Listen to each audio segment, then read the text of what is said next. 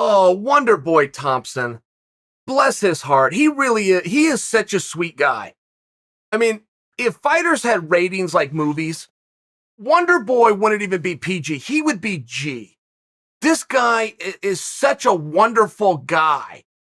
He looks at the business very different than other people. And that's why I say he's a sweet guy, right? You've heard the expression, nice guys finish last. Well, I'm sure you can imagine in cage fighting, the expression is on steroids, right? The expression is true in life in general.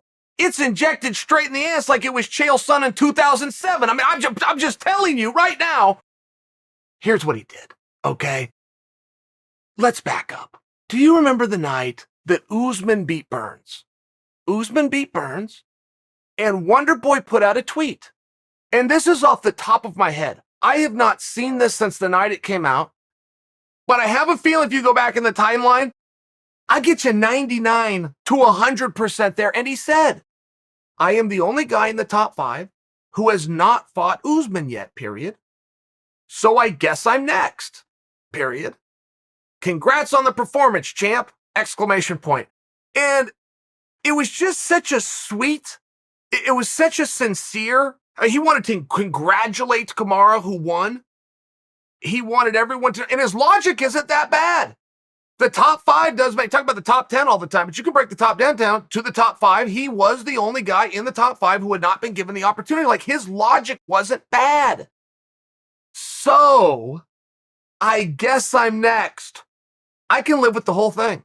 I don't know if I'd have remembered it. I don't know that I'd be talking to you about it if he left out the 1-syllable, 2-letter word of so. So, I guess I'm next. That's what made it a G-rated statement. I'm next. We're having a totally different conversation. The only guy in the top 5 that hasn't fought him yet. I'm next.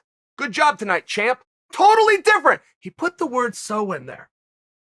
That's what a nice guy would say. So I guess I'm next. But hold the thought, because Wonderboy came out today and he was giving some nice, kind advice, as you would expect to get from Wonderboy, to Nate Diaz.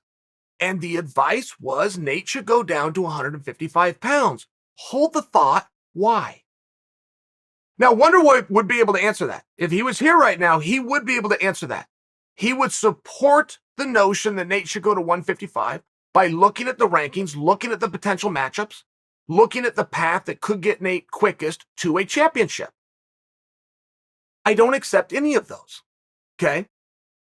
Goal setting 101. Whatever your goal is, that is a dream. That is largely a fantasy. That is your ultimate wish that's realistic, right? Not I wake up and I'm on Mars tomorrow. A realistic, obtainable thing, but it is your dream. Then what do? You set a whole bunch of little goals to get there. You want to be the world champion. Start at the bottom. Get into a practice room. Get into an environment, find teammates, find coaches, show up every day. Get a little extra work in. Going to set your alarm clock a half hour early for school, and you're going to get 2 miles in while the rest of the kids are sleeping. I mean, do you see where this goes? You're going to get noticed. You're going to get signed. How are you going to do that? Because you're going to get media. You're going to build your social reputation. You have all of these little goals. What Nate does so well is the little goals, okay? If you want to be the world champion, that's up here. You got to get signed. You got to work hard. You got to get attention. But everything in this sport is a competition. Everything.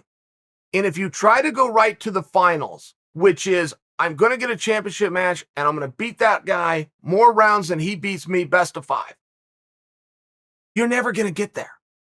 If you show up to a press conference, you have to be ready to compete. You should be keeping track. That guy's got 2 questions. I've got none yet. He's up 2 to none. You have to compete for everything.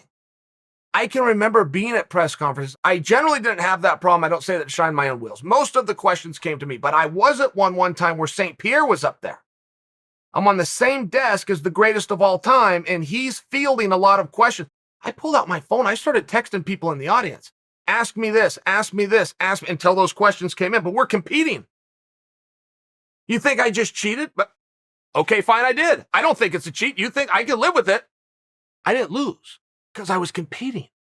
Then you start looking at pay-per-views. You start looking at live audience. You start looking at placement on the card. You start looking at rankings. You start looking at who's getting the most headlines, who's selling the most t-shirts. All of these things matter. All of them.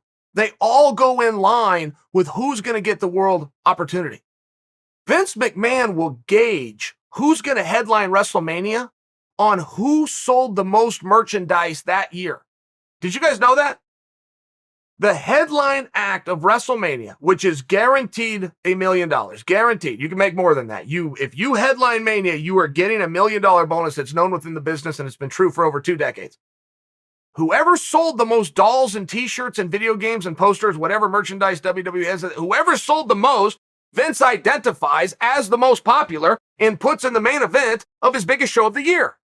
So all of these aren't Chael's rules. I'm sharing with you, as somebody who has observed and studied the sport more beyond just the punches and kicks, what it takes to get there.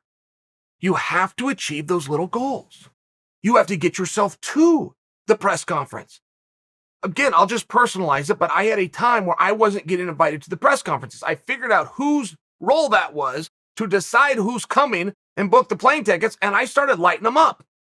I started sending them text messages. I want to be up there. I deserve to be up there. You give me 2 minutes on a microphone, I'll make your mouth drop. And it was a female, finally said, go to the press conference. Just quit texting me. Brought me to every single press conference for the rest of my career since. But that's a little goal, and you have to observe that it starts somewhere. What Nate Diaz is a master of is the small stuff. Nate is not looking to be champion. He's not looking for a championship fight. He's looking for a big fight. He's not looking for a ranking next to his name. He's looking to make sure he is on the pay-per-view. He is not looking for an enemy. He is looking for an extra comma and an extra zero on the paycheck. He's playing a different game. And I only bring that to you because it's working pretty well for him. And of all the advice that's out there that you might want to take, that's pretty damn good advice. And I see managers, I see fighters, I see guys get this wrong all the time, where they find some reason not to do it. Here's why I shouldn't do it. I will tell you, every single day before practice, I could name 100 reasons why I did not want to go to practice. You got to find that one reason to go. It's just a game. You have to play with yourself every single day. But Nate Diaz is a master of the small stuff.